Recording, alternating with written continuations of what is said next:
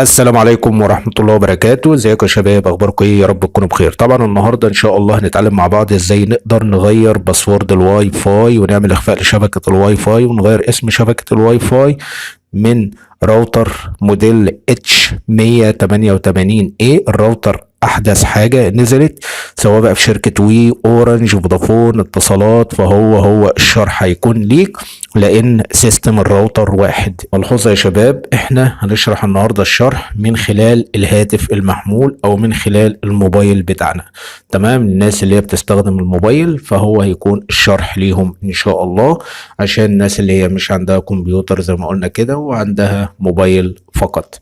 تمام؟ اول حاجة تبدأ تفتح جوجل كروم او اي متصفح عندك، مفيش مشكلة. هنبدأ ندخل كده في البحث، هنبدأ نكتب 192.168.1.1.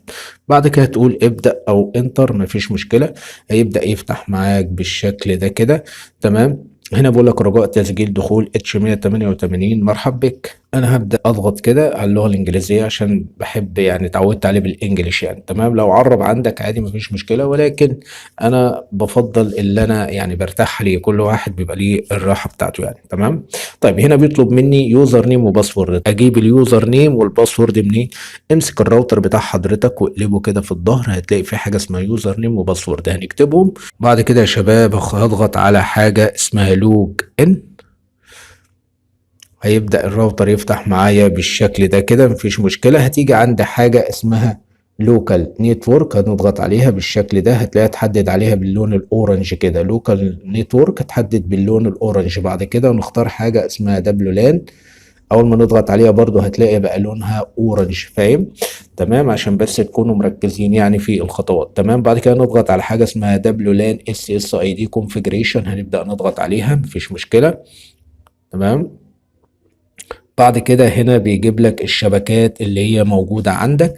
تمام؟ شوف حضرتك انت مفعل اي شبكة. انا بالنسبة لي قافل كل الشبكات، عامل لها اوف ما عدا فاتح الشبكة اللي انا شغال عليها ومفعلها اللي هي اس اس اي دي 2. تمام؟ اس اس اي دي 2. شوف انت الشبكة منين اللي عامل لها تفعيل. انا بالنسبة لي رقم 2 اس اس اي دي 2 ديت، هبدأ اضغط عليها.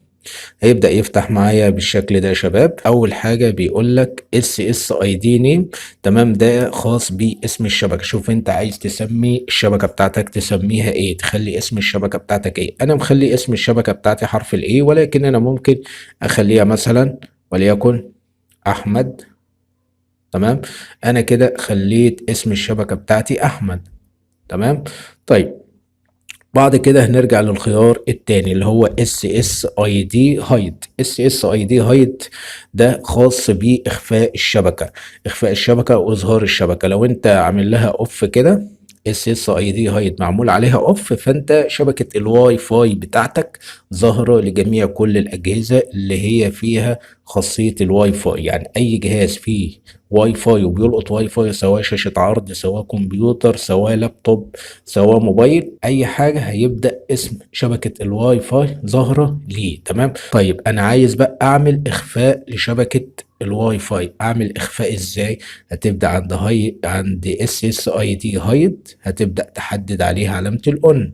بعد ما حددت على اون، تمام، على اس اس اي دي هايد، انت حددت عليها اون كده، فانت بالتالي عملت اخفاء لشبكه الواي فاي بتاعتك. هنيجي للاختيار الثالث، هنبدأ نضغط عليه، نختار تالت حاجة دي أقوى حماية.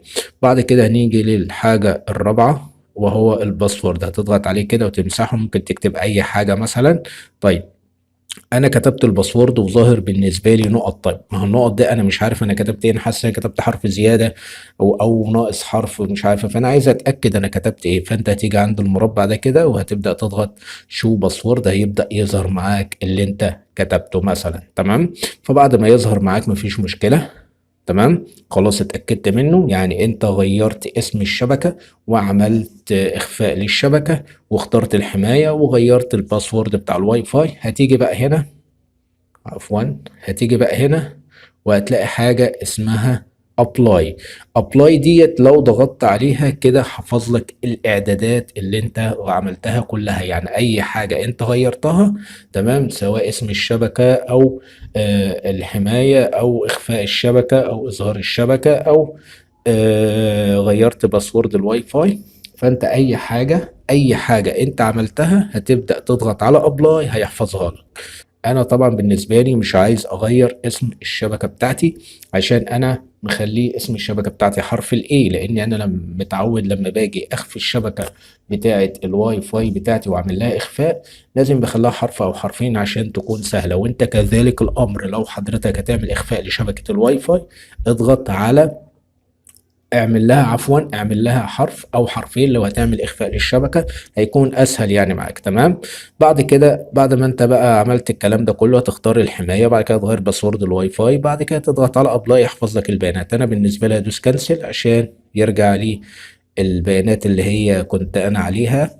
تمام. اللي هي اس اس اي دي نيم اللي هي حرف الاي، اسم الشبكه حرف الاي، وعامل اخفاء وعامل حمايه وعامل تغيير باسورد الواي فاي. اتمنى اكون المعلومه وصلت لكم بشكل سليم، ولو في اي مشكله برضو سيب لي اسفل الفيديو كومنت او تعليق، وانا ان شاء الله هقف معاك واحده واحده ونتواصل مع بعض ونحل المشكله لو موجوده عندك مشكله. تمام.